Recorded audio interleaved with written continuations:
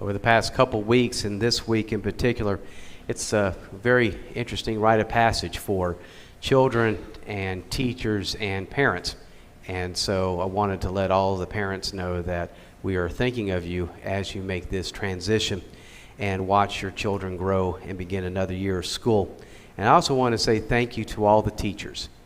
My mom was a teacher, my sister was a teacher, and I just love teachers. And so we want to support you and give you thanks for all that you all do to help make this world a beautiful place to teach our children. And may this week be a blessing for all of you. So speaking of school, how many of you remember the game Musical Chairs? Okay. I don't have to explain the game to any of you, okay? All right, if you need to, just Google it. It won't take you long, okay? But the goal, of course, is to be the last one sitting when the music stops. You have 4 chairs, 3 people, and then 2 chairs. You know how it goes. But this can be very anxious for people. One of my favorite comedians, Brian Regan, talks how musical chairs led to a lot of anxiety for him when he was a 7-year-old child. And I bring this up because it was at school in kindergarten that I played this game for the first time. And he pretty much echoed what I said. Hey, there are not enough chairs. Where some adult will respond, that's the whole point, Brian. There's never enough in life. So it's a nice lesson for a 7-year-old to learn, right? But I want you to think about musical chairs. I want you to think about musical chairs when it comes to Jesus in our gospel today. Jesus is eating at a Pharisee's house, and he notices that all these people are gunning for the best seats. Why is that? Well, in that culture, it was important to have the best chair because the best chair brought prestige. And it showed people where you stood in that particular society. But this moves Jesus to be a teacher and to teach 2 lessons. 1, it's not about the chair, and 2, it's not about the prestige. But this is not a lesson that Jesus creates out of thin air. It goes back to the Old Testament and readings like the one we have today from Proverbs. The book of Proverbs is a collection of essays, poems, and sayings expressing the wisdom of ancient Israel. The purpose of Proverbs is to give instruction for the young and old on how to navigate life through its ups and downs. There is even a section that appears to be designed for use in the royal court as instruction of young men who would later on become political leaders. And our first lesson comes from this section. And young men who are training for positions of political leadership are given some advice on how to behave at state dinners, table manners. Don't take the best seats. The best strategy is that these young leaders take their place with the lower ranks, and then they may receive a public acknowledgement of their worth to the king if they are asked to join the higher ranks. The reason for not taking the best seats is to save yourself from embarrassment. Nothing would be more embarrassing for someone if the king said, that seat is not yours. This connects to our gospel. Both Proverbs and Luke are explaining the virtue of humility and the vice of pride. The sin of pride is an ongoing subject throughout the Old and New Testaments. For example, the Tower of Babel story, Genesis 11, where the people tried to build a tower that reaches the place where God lives. Now, they did not build this tower to be near God. They built the tower to be God, and they failed miserably. And we read of times in the Gospels where the disciples argue over who will be seated at the right hand of Jesus. They don't want to sit beside Jesus because they're all buddies. They want the power that came from such a position. So Jesus tells them that the last will be first and the last will get the best seats. Jesus warns them that being a disciple is not something to brag about because it comes with a cost. Speaking of cost, we live in a world based on contractual circumstances. Quid pro quo. I do something for you, in return you do something for me.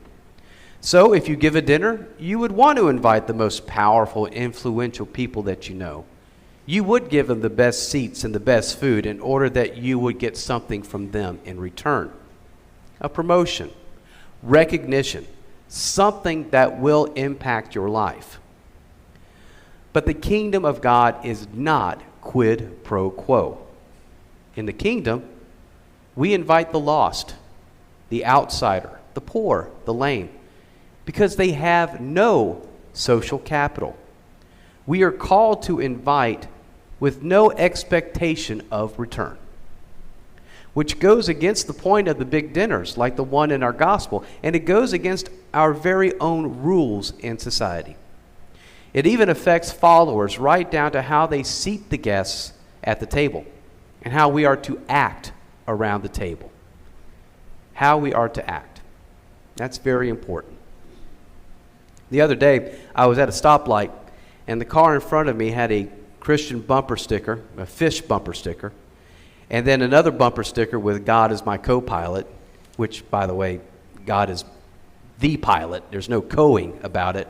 But I didn't get out of the car to correct them or anything like that. It was a stoplight, after all. But then I noticed that this car also had a lot of window stickers portraying the cross and Jesus. And my first thought is, this person is going through a lot of trouble to show others that they are a Christian.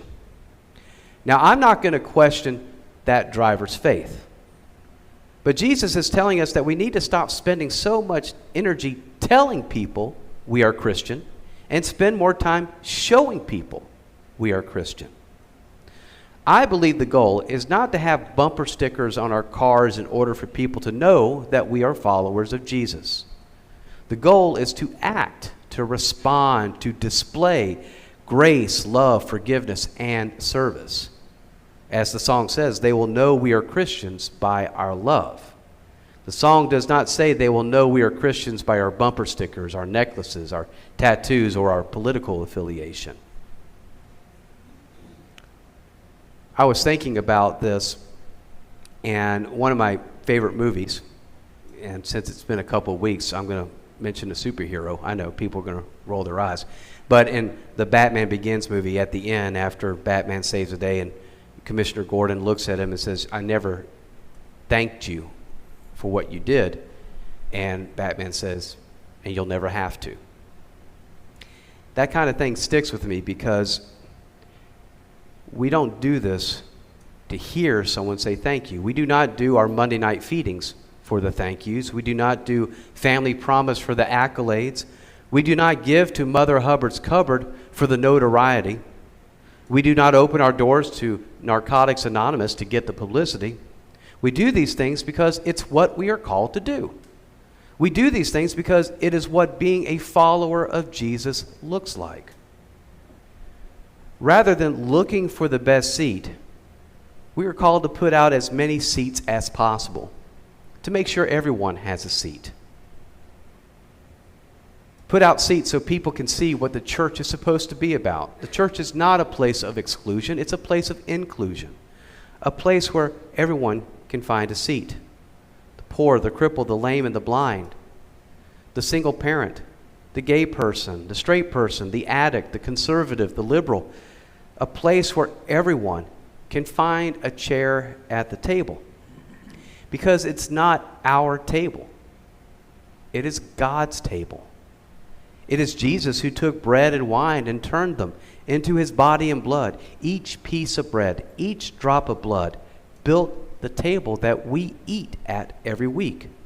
And each piece of bread and each cup of wine helps create a new chair for all who are in need of a seat. And at this table, there is no worry about seating capacity, where someone is sitting, or if there are enough chairs. Because with Jesus, there will always be enough chairs for everyone. Thanks be to God.